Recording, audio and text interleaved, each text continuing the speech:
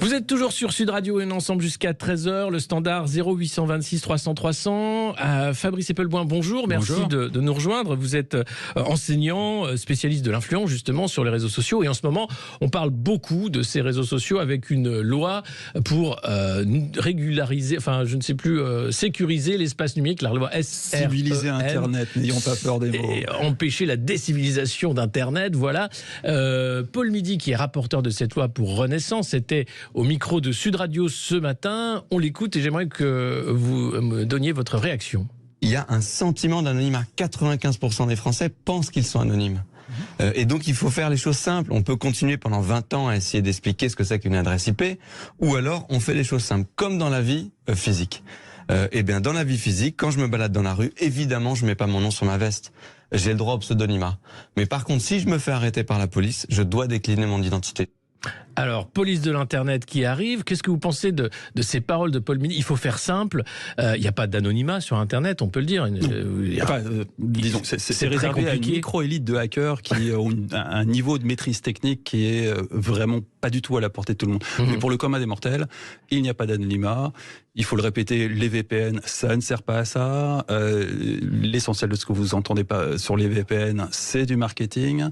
Et être anonyme sur Internet est vraiment quelque chose d'extrêmement complexe. Donc non, il n'y a pas d'anonymat sur Internet. Il y a un sentiment d'anonymat là-dessus, Paul Midi n'a pas tort. Le problème, c'est est-ce qu'on doit sacrifier des libertés fondamentales parce qu'il y a un sentiment. Normalement, quand il y a un sentiment qui n'est pas justifié, on éduque le public, on a raté toutes les occasions d'éduquer le public. Typiquement, le procès de Mila pour du harcèlement, on aurait très bien pu mettre 13 000 personnes dans une cour d'assises géante et faire une grande démonstration. On en a choisi 8, mais on aurait très bien pu en avoir 13 000.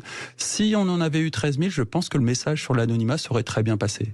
Et ça, c'est la responsabilité de la justice et du gouvernement qui ont fait faillite à cette occasion et qui ont manqué une belle occasion de démontrer qu'effectivement, il n'y a pas d'anonymat sur Internet. Mais est-ce qu'aujourd'hui, les lois qui existent sont suffisantes ? Oui, tout à fait. Elles sont juste pas appliquées, sur Internet comme ailleurs, mais elles sont tout à fait suffisantes. J'ai absolument pas le droit d'être raciste, antisémite, homophobe, de harceler, sur Internet ou ailleurs. Harceler. Alors harceler, c'est un problème beaucoup plus compliqué. C'est très compliqué. Harceler, là, aujourd'hui, on le prend par... je ne vais pas dire le petit bout de la lorgnette, mais la partie qui fait l'unanimité, le harcèlement en milieu scolaire, qui mène à des drames qui sont absolument déchirants et qui effectivement nous impose à nous adultes de faire quelque chose. Mais on se garde bien de prendre un peu de recul et de constater que le harcèlement, c'est une stratégie militante qui s'est répandue dans tous les camps, absolument tous les camps, que ce soit l'opposition, les oppositions, et en particulier la majorité. On rappelle quand même que Marlène Schiappa s'est fait attraper à plusieurs reprises à organiser des harcèlements, notamment contre des journalistes, et pas n'importe qui, des journalistes du Monde, parce que racontaient des choses qui déplaisaient à Marlène Schiappa. Donc on est sur du harcèlement institutionnalisé, financé par l'État, et puis aussi repris de gaieté de cœur par tout un tas de courants politiques qui vont harceler leurs adversaires. Donc c'est un problème de société beaucoup plus vaste. C'est dramatique quand ça touche l'école, mais la réalité est bien plus triste encore. Mais est-ce que justement il n'y a pas une sorte de déni ou une façon de se dédouaner de ce qu'est la société en disant finalement c'est la faute des réseaux sociaux, c'est la faute des jeux vidéo, ce que disait Emmanuel Macron s'il y a les émeutes en juin. Est-ce qu'il n'y a pas une vision politique qui est la même depuis une trentaine d'années finalement, alors pour les jeux vidéo, pour les réseaux sociaux c'est plus récent, en disant c'est la faute à la technologie, c'est pas la faute à ce qu'on a dans la tête et à l'éducation? Pas tant que ça. Alors les jeux vidéo, c'est une bêtise. C'est comme le rock'n'roll dans les années 60. Ça procède du même et c'est idiot. Les réseaux sociaux, c'est plus compliqué parce que les réseaux sociaux ont complètement reformaté les sociétés dans lesquelles on vit, ont polarisé l'opinion publique, ont changé radicalement le rapport au pouvoir, le rapport aux dirigeants. Donc évidemment, qui sont au cœur de la problématique qu'on connaît aujourd'hui, qui est une forme d'effritement du contrat social, d'effritement du contrat démocratique. Il y a plus grand monde en France qui pense vivre en démocratie. Et la plupart des discours politiques qu'on entend sur la démocratie qu'il faut sauver font une énorme confusion entre démocratie et république. Oui, et puis la démocratie qui, plus ça va, plus prend des mesures autoritaires de contrôle, de censure. Enfin, on arrive à des extrêmes où finalement, pour sauver la liberté d'expression, il faut censurer la liberté d'expression. On n'a jamais eu de liberté d'expression en France. C'est un mythe. Ça, c'est une espèce de confusion. C'est comme les gens qui disent votre honneur dans un tribunal en France. C'est américain. Les États-Unis sont basés sur la liberté d'expression et elle est aussi en péril là-bas. La France n'est pas basée sur la liberté d'expression. Si j'atteins à votre liberté d'expression, il n'y a rien dans le code pénal qui va vous permettre de m'attaquer. C'est pas la culture démocratique française. Là, on est sur une grosse confusion entre les États-Unis et la France. C'est le résultat d'une forme de colonisation culturelle dans laquelle on baigne et qui fait que aujourd'hui un gamin qui se fait choper et qui arrive dans un tribunal va appeler le juge votre honneur. C'est un problème culturel. On n'a pas compris la nature de la démocratie française et comme elle est, pour ainsi dire, un peu disparue, ça mène à beaucoup de confusion. Mais cette loi, vous en pensez quoi? Est-ce que c'est un pas de plus vers davantage de contrôle et de censure ou est-ce que c'est quelque chose qui est nécessaire? Cette loi, on va être rassurant tout de suite. Cette loi, elle a coulé en direct à l'Assemblée hier et de toute façon, Thierry Breton avait prévenu qu'il saborait tout ce qui survivrait à l'hécatombe qui s'est passé à l'Assemblée. Donc cette loi, la seule chose qu'elle peut vraiment nous apprendre, on va voir comment ça va se transformer, mais a priori, c'était une fausse alerte. La seule chose qu'elle peut nous apprendre, c'est l'intention. Et là, l'intention est assez terrifiante. Ça, c'est clair. Oui. Alors, c'est quoi l'intention, justement? Moi, l'intention, elle est classique. Moi, ça fait 15 ans que je lutte contre des lois de surveillance et de censure. C'est toujours la même chose. On a un problème avec la population. J'écoutais le président du Conseil constitutionnel hier sur le service public qui nous expliquait qu'il y avait peut-être un rapprochement à faire entre une opinion publique et des élus représentatifs qui n'étaient absolument pas positionnés sur la même chose. Ouais. Pourquoi on continue à appeler ça représentatif? On se pose la question. On est vraiment dans une espèce de novlangue qui ne veut plus rien dire. Mais la problématique profonde, c'est qu'effectivement, la solution à cette divergence qu'il y a entre l'opinion publique et les dirigeants, c'est de faire taire l'opinion publique.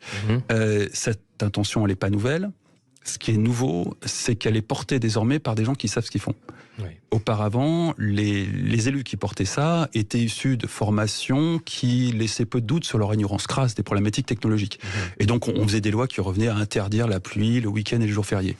Ce qui n'avait pas grand effet et qui donnait des décrets d'application qui, la plupart du temps, n'arrivaient même pas au journal officiel. Donc, on s'en arrêtait là. Là, on est passé à un autre ère. Paul Midi, c'est pas un Sciences Po ENA, c'est un polytechnicien qui a brillamment réussi son expérience de start-up. Donc lui, il sait très bien ce que c'est qu'un VPN. McKinsey aussi, rappelons-le.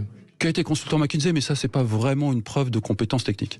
Réussir une licorne dans un environnement très compliqué, ça, par contre, c'est une preuve de compétence technique. Polytechnique, qui est une de nos plus belles écoles, ça, c'est une preuve de compétence technique. On n'a pas affaire au firewall Open Office de Christine Albanel, qui n'y comprenait absolument rien. Et donc, qui pouvait... la loi Adopi. La loi Adopi, qui date... les plus jeunes ont oublié ça, mais ça date. Là, non, on a affaire à des gens qui savent très bien ce qu'ils font. On a affaire à des gens qui déposent des amendements pour interdire les VPN sur les téléphones portables. Ce qui est, d'un point de vue sécurité, alors petit aparté, rappelons que l'un des usages vraiment utiles du VPN sur un téléphone mobile, c'est pour se connecter à un réseau Wi-Fi public. Et si vous ne vous connectez pas à un réseau Wi-Fi public sans VPN, vous pouvez tout à fait vous connecter à la machine d'un petit malin comme moi qui va, par exemple, créer un réseau Wi-Fi sur son ordinateur et l'appeler Aéroport de Paris et s'asseoir à côté de vous dans la salle d'attente et intercepter tout votre trafic.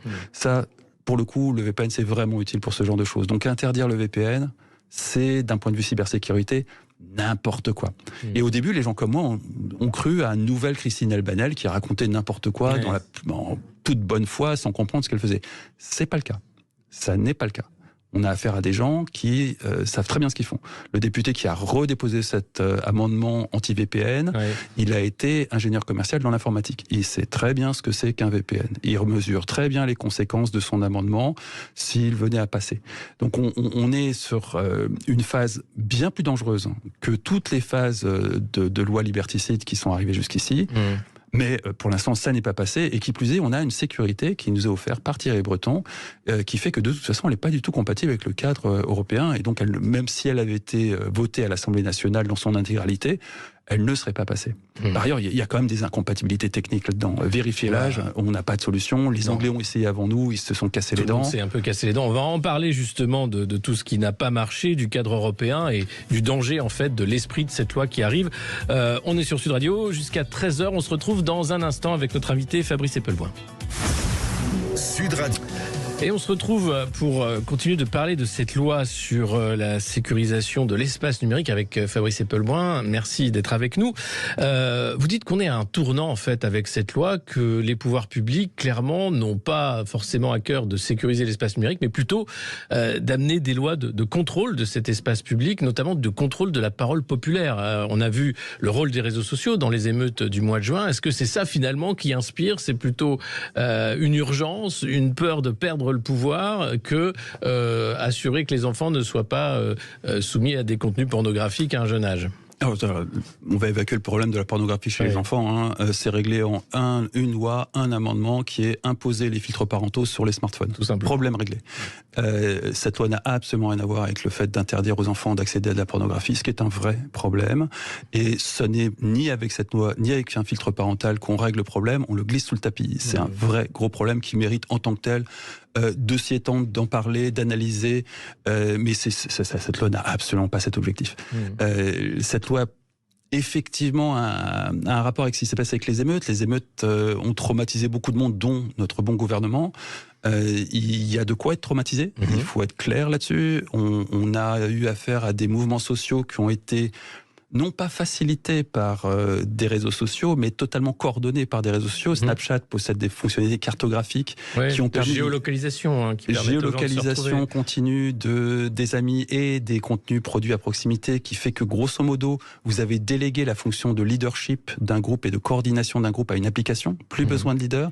Or, là, vous basculez dans des organisations que les crypto-anarchistes connaissent bien, qui sont des organisations autogérées, leaderless. C'est excessivement dangereux. Et d'ailleurs, on a vu l'efficacité que ça avait eu pendant les émeutes. Donc, il y a vraiment fondamentalement de quoi avoir peur, pas que pour le gouvernement, pour nous tous. Enfin, à part pour les émeutiers, il y a vraiment de quoi avoir peur.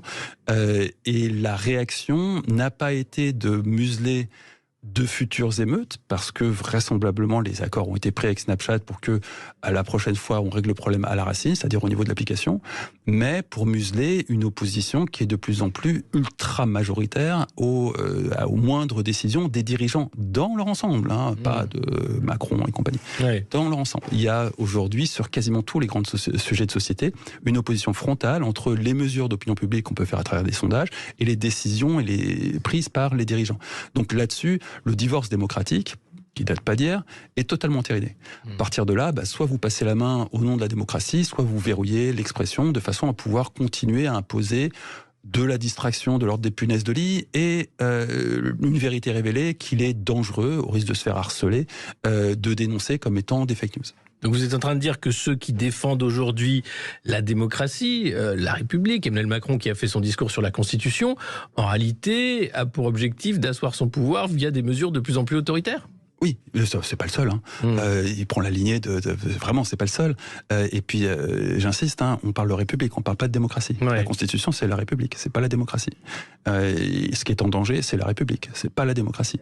Et ce qui met en danger la République, c'est la démocratie. Donc il faut faire un minimum de sciences politiques quand même pour comprendre la novlangue qui joue d'une énorme confusion entre ces deux concepts qui n'ont absolument rien à voir, mais qui peuvent se conjuguer, mais qui n'ont rien à voir. Mais alors, est-ce qu'il y a une attaque en règle contre Internet, les réseaux sociaux, avec à la fois la loi européenne portée par Thierry Breton, cette réflexion qu'on a en France?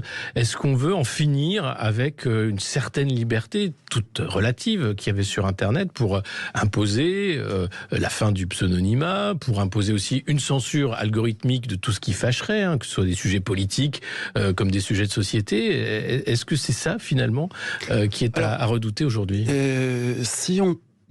Là, le problème, c'est que vous partez du principe qu'il y avait une liberté avant. Or, non, j'ai dit relative. Les Twitter Files qui ont été passablement passés sous silence en France montrent que très clairement, il y avait déjà cette censure algorithmique des opinions politiques et cette manipulation. Le Covid a été un cas d'école. C'était. Le Covid n'est pas forcément ce qu'il y a de plus significatif, et puis c'est compliqué comme sujet, et ça, c'est casse-gueule. Mais le Covid est un des multiples sujets qui ont été complètement contrôlés algorithmiquement par les systèmes de modération de Twitter dans la plus grande discrétion et qui ont été révélés à travers les Twitter Files. Il n'y a vraiment aucune raison de penser que cette problématique ait été limitée au territoire américain. Typiquement, les trending topics étaient truqués à l'international. Et le tri des idées à travers les algorithmes Là encore, il n'y a pas de raison de penser, même si on n'a aucune preuve, que ça n'ait été strictement que contingenté au territoire américain.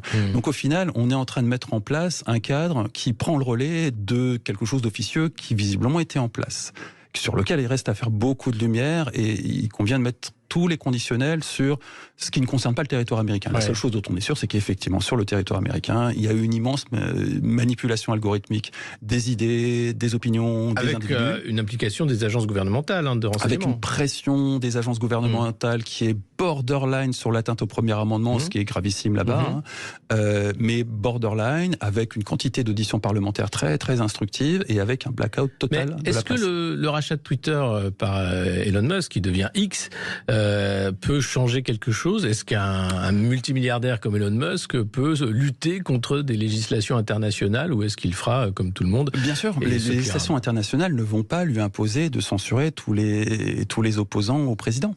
Or, visiblement, c'est ce qui se passait sur le territoire américain, j'insiste, c'est ce qui se passait sur la fin du mandat Trump. Avec l'aimable pression du FBI, sans qu'il y ait une relation d'autorité directe. On est pour l'instant, en l'état des procès, des auditions parlementaires qui ont lieu, on n'est pas encore sur une atteinte au premier amendement, mais on est quand même sur quelque chose de gravissime. Encore une fois, sur le territoire européen, on ne sait pas ce qui s'est passé. Tout le monde a des soupçons sur le même genre de choses, mais on n'a absolument aucune preuve. Donc on attend patiemment qu'Elon Musk daigne regarder de près le territoire européen.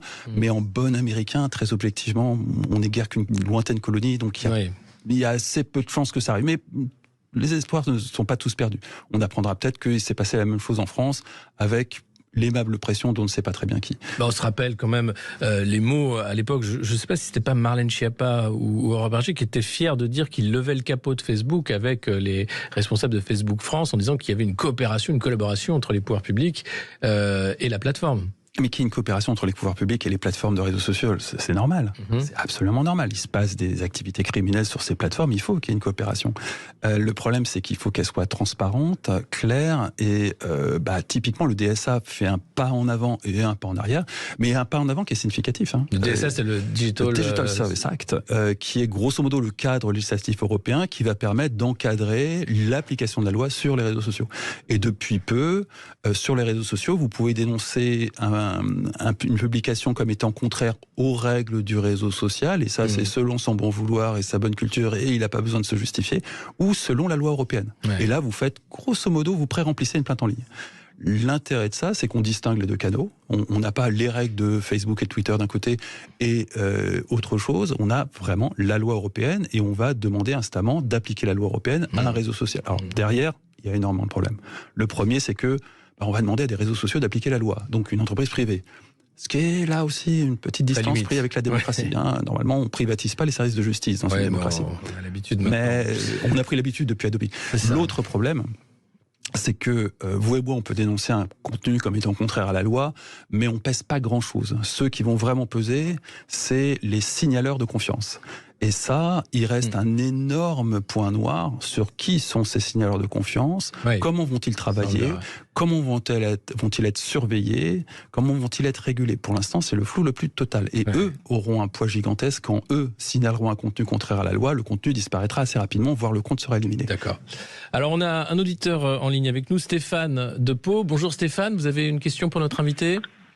Oui, bonjour. Du moins, une question. Je suis pas forcément parce que je suis d'accord avec tout ce qu'il a dit, mais moi, ce qui me choque dans ce qui est en train de se passer, où on veut effectivement légiférer sur une liberté d'expression, pourquoi sur des plateaux télé grande échelle, c'est-à-dire BFM, CNews ou toi, on laisse parler publiquement des gens comme Julie Graziani, Sarah Feldman qui disent, mais des idioties, que ça serait sur les réseaux sociaux, on dirait que c'est du complotisme. Julie Graziani qui dit que la fonte des glaces, c'est pas très grave, ça permet aux porte-conteneurs d'aller tout droit et d'économiser de l'essence, que quelqu'un qui a pas d'argent, elle a pas divorcé. C'est ça ce qu'elle a dit à la télé en visu devant des millions de gens. Et ces gens-là, je mettais même presque Zemmour dedans, les atrocités qu'ils disent, les idioties qu'ils disent, on leur laisse une tribune tranquille là sur des chaînes de télé. Pas de contradicteurs forcément derrière qui leur disent mais attends, ce que tu dis c'est débile. Et puis on voudrait interdire le simple particulier Mais voilà, quoi. Ouais, Stéphane, merci. Alors, on arrive à la fin, donc une réponse très courte. Tout simplement parce que dire des conneries, c'est pas contraire à la loi. Enfin, j'allais dire malheureusement, mais non. Heureusement que c'est pas contraire à la loi. On peut encore dire des conneries sur les plateaux télé, ça m'arrive. Mais très concrètement, heureusement que c'est pas interdit de dire des conneries. Et heureusement que c'est pas interdit de dire du complotisme. Parce que, comme vous le savez, sur 10 théories conspi, souvent il y en a une qui est en fait un lanceur d'alerte qui se fait ramasser et mettre dans le même sac. C'est vrai. Merci beaucoup Stéphane, merci Fabrice Epelbaum d'avoir été notre invité. On reparlera bien sûr de ce sujet. Et heureusement, on peut dire des conneries, mais on n'en a pas dit sur ce plateau parce qu'on est sur Sud Radio. Dans un instant, Céline